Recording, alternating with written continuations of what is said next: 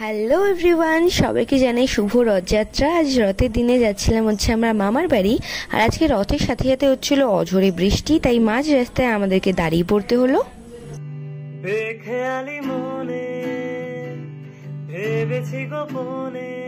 অনেকদিন পর এরকম ভাবে বৃষ্টিতে ভিজলাম, আর বৃষ্টিতে ভিজে না খুবই মজা লাগছিল, বিশ্বাস করো।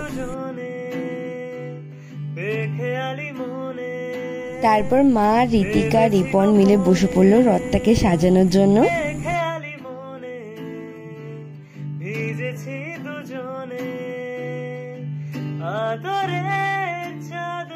রথ সাজানো দেখার পর একটা লম্বা চড়া ঘুম দিয়ে বিকেল বেলা একটু বাইরের দিকে ঘুরতে বেরিয়েছিলাম।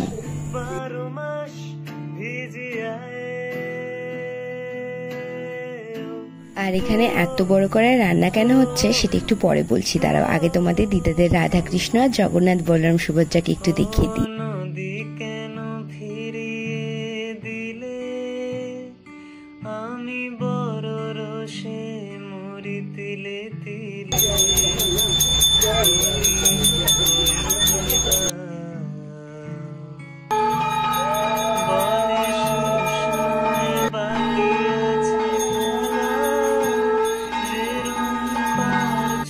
সকালবেলা তো একবার পুজো হয়েছিল, তারপর সন্ধ্যাবেলা সুন্দর করে রাধা কৃষ্ণ, জগন্নাথ বলরাম সুভদ্রাকে ভোগ দিয়ে আরতি করে আরো একবার পুজো করা হলো।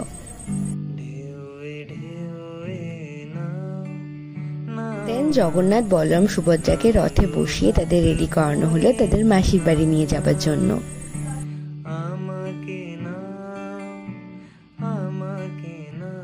ওই দেখো, বলতে বলতেই আমাদের 3 ভাই বোন বেরিয়ে পড়েছে তাদের মাসির বাড়ি যাবে বলে।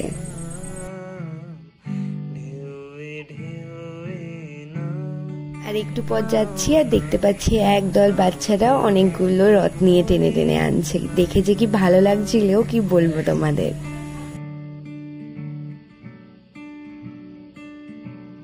আর দেখো, এই বনুটা আমাদের সাথে আসছিল আর ওর বাবা বাড়ি নিয়ে যাবে বললো বলে ও কি কান্নাকাটি করছিল।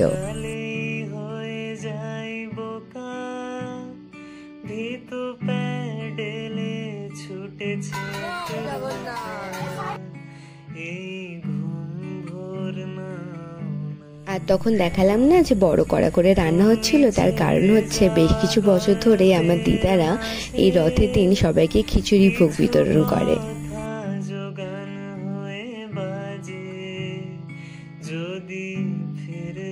আর এত মানুষ খিচুড়ি ভোগ নিচ্ছিল যে দেখেও মন ভরে যাচ্ছিল, বিশ্বাস করো।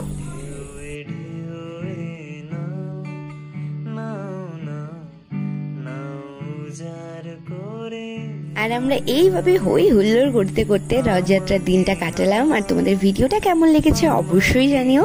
দেখা হচ্ছে নেক্সট ভিডিওতে। জয় জগন্নাথ।